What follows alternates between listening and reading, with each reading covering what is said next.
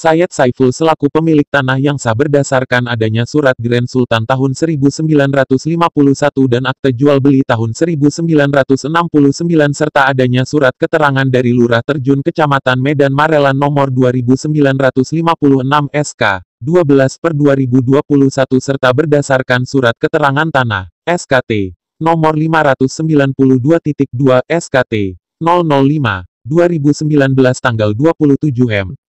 2019 dasar itulah maka keluar penguasaan fisik tahun 2012 dan SKT tahun 2019. Sayyid Saiful mendatangi kantor Kejaksaan Negeri, Kejari, Belawan guna memberikan penjelasan, klarifikasi. Jumat siang, tanggal 4 Februari tahun 2022.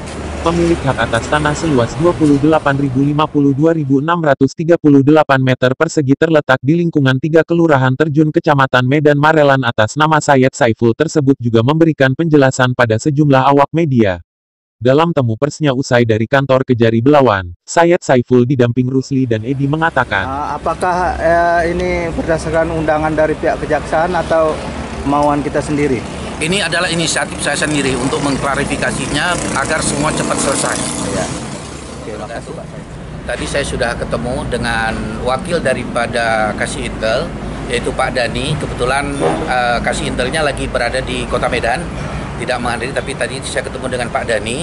Saya sudah sampaikan semuanya, alas hak dan bentuk-bentuk apapun yang sudah saya miliki. Nah, jadi pada intinya beliau akan membantu untuk menyelesaikan ini, ya, untuk membantu menyelesaikan, jangan sampai ada orang-orang liar yang tidak bertanggung jawab memanfaatkan orang lain untuk menjadi mafia tanah. Jadi saran beliau tadi, saya akan membuat surat laporan dan surat laporan yang resmi berupa tulisan dan surat untuk diserahkan beserta dengan bukti-bukti kepemilikan saya. Kapan mau diserahkan, Pak? Secepatnya, tapi menurut perkiraan karena akhir hari ini hari Jumat, mungkin paling lambat hari Senin. Langkah apa yang akan dilakukan oleh Pak Saiful sendiri terkait laporan ini? Ya, tadi saya sudah katakan kepada Pak Dani sebagai wakil daripada Kasih Intel Kejari Belawan akan menyelesaikan masalah ini dan akan menduduk perkara ini dengan secara benar, mana yang benar, mana yang tidak. Ya, harapan Bapak pada pihak Kejari? Ya, saya besar sekali harapan saya kepada Kejari untuk menyelesaikan masalah ini dengan cara yang benar dan adil. Saya sebagai warga negara sudah sangat mematuhi aturan-aturan yang harus saya penuhin, seperti laporan ke polisi saya sudah datang, kemanapun dia lakukan saya akan datang, dan akhirnya hari ini dia laporkan ke Kejari dan saya hadir pula di Kejari untuk mengklarifikasinya. Salam. Saya ingin menjelaskan dulu pertama mengenai laporan Arifin. Sebenarnya laporan ini sudah pernah diajukan oleh Arifin di tahun 2013 waktu almarhum orang tua saya itu masih ada. Ya, dan akhirnya pada tahun 2013 itu ditolak laporan si Arifin, dengan kata lain di SP3 kan. Setelah orang tua saya meninggal di tahun 2015, kami sebagai ahli waris, saya ditunjuk sebagai kuasa ahli waris dan saya mempunyai legalitas sebagai kuasa ahli waris. Saya pikir nanti saya bisa tunjukkan. Apa-apa saja alas hak yang Bapak miliki? Ya, sebelum itu dulu saya sampaikan dulu masalah laporan tadi. Di tahun 2019 juga akhirnya dia melaporkan saya kembali dengan perkara yang sama. Ya, dan akhirnya Polres Belawan pun mengeluarkan SP3-nya. Dan setelah itu di tahun 2021 si Arifin mencoba melaporkan saya lagi ke Polda Belawan, ke Polda. Di Polda pun mangkrak, tidak ada apapun. Saya dipanggil dengan surat biasa dan saya sudah memberi semua keterangan apapun yang saya sudah miliki, dan semua seperti camat apapun itu sudah ada. Itu sudah dipanggil dan sampai sekarang tidak pernah ada lagi pemanggilan. Mungkin saudara Arifin juga tidak puas. Dia laporkan saya lagi ke bukan dia laporkan saya ke Pemko. Sampai di Pemko dibalas suratnya. Ya, Pemko menyurati camat beserta dengan lurah, dan lurah menjawab yang pada intinya itu adalah tanah saya. Ya, saya pikir Tunjukkan, Pak. apa? Tunjukkan Ini dia. surat. Ya, petikan-petikannya. Di sini di poten E disebutkan, adapun yang menjadi pertimbangan bahwa tanah ini kepemilikan Said Mukhtar, ayah daripada Said Saiful, itu adalah ada 3 disebut, sebenarnya ada 4. Di sini nanti bisa disebutkan, saya tidak baca karena agak panjang, mungkin bisa disorot. Oke. 2. Selanjutnya, kepemilikan yang saya miliki itu adalah pengganti Grand Sultan. Grand Sultan itu pertama keluar itu di tahun 1907. Tua sekali. Di tahun 1945 menurut keterangan pemilik, pada saat itu Grand itu waktu agresi Belanda itu hilang. Maka terbitlah pengganti Grand Sultan yang sudah dilewatin. Sebentar.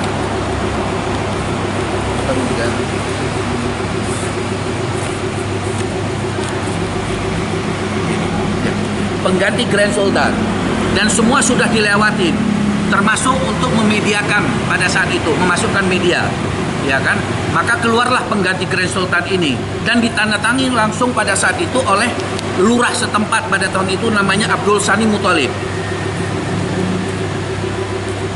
Ini dia, dilegalisir oleh Abdul Sani Muthalib. Ini tanda tangan beliau. Ya. Dengan nomor 1253 Grand Sultan. Ya. Dan semua di tanah di daerah saya itu tidak ada yang namanya SK Gubernur. Semua di daerah itu termasuk Mediterranean, perumahan Sabta Marga, dan beberapa tanah yang lain itu adalah tanahnya Grand Sultan. Ini dia salah satu surat Grand Sultan yang saya miliki.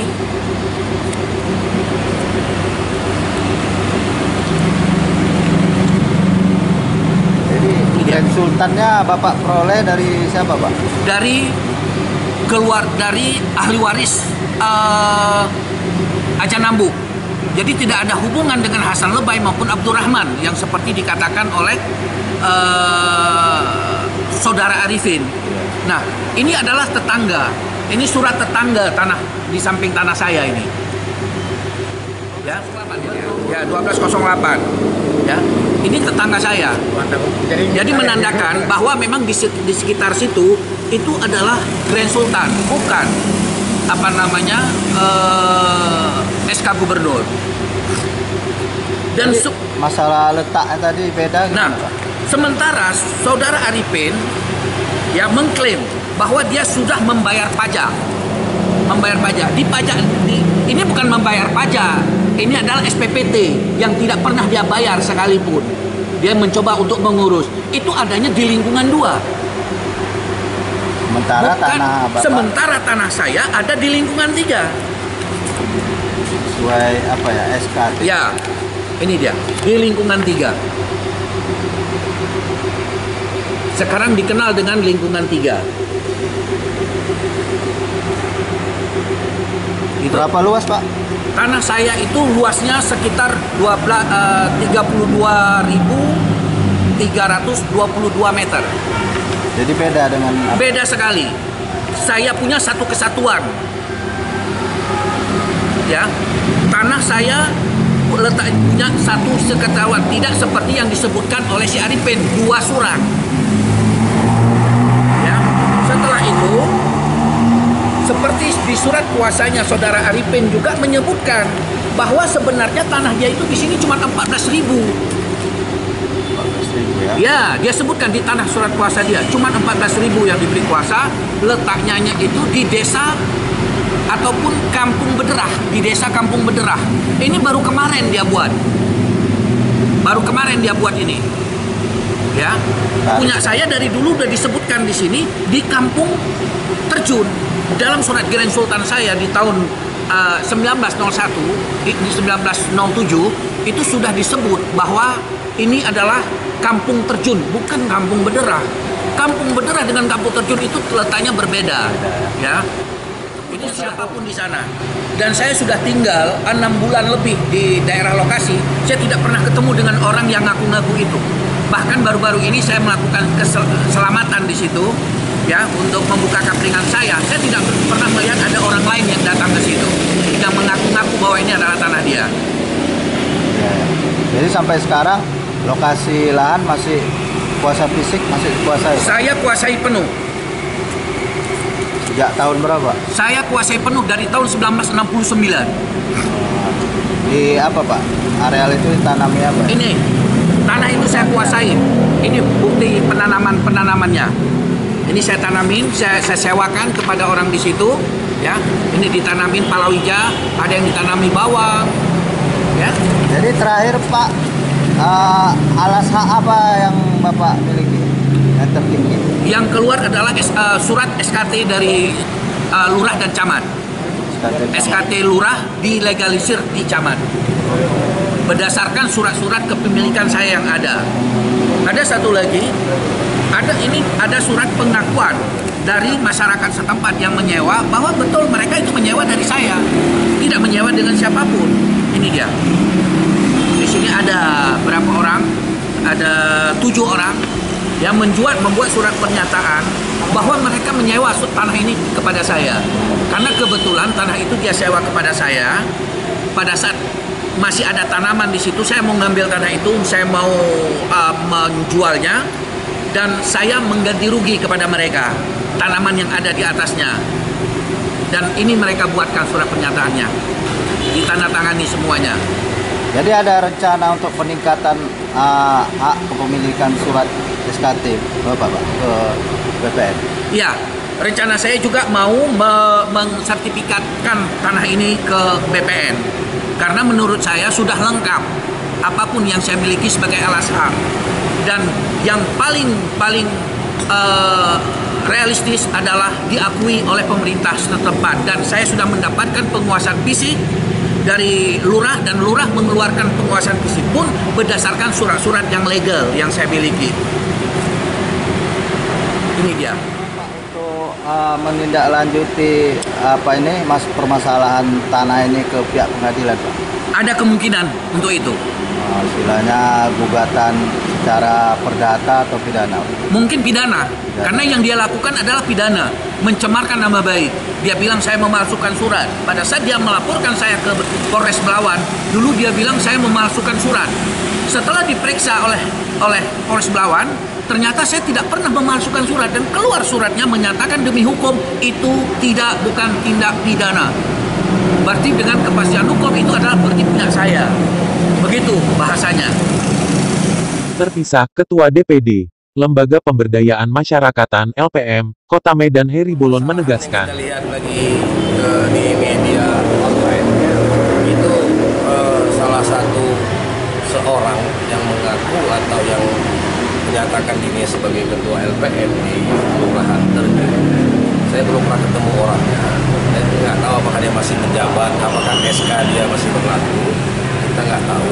Karena dalam hal ini, karena membawa nama lembaga LPM, saya selaku ketua DPD LPM Kota Medan merasa LPM tidak pernah mengurusi hal-hal tentang sengketa atau permasalahan tanah masyarakat. Ya. Saya rasa LPM kalau ada permasalahan timbul sengketa tanah itu ya selesaikan saja secara hukum yang berlaku antara kedua belah pihak. Jangan dibawa-bawa LPM dalam hal ini. Jadi saya minta kepada oknum atau siapapun yang menyebut nama LPM ini saya merasa rusi. LPM tidak pernah melibatkan diri dalam hal-hal sengketa apapun tentang masalah tanah yang bermasalah. Jadi di sini saya sampaikan kepada seluruh jajaran pengurus LPM dari tingkat kelurahan maupun kecamatan serta kota Medan, jangan melibatkan diri dalam hal-hal tentang yang sifatnya itu tidak ada hubungannya dengan LPM. Membackup atau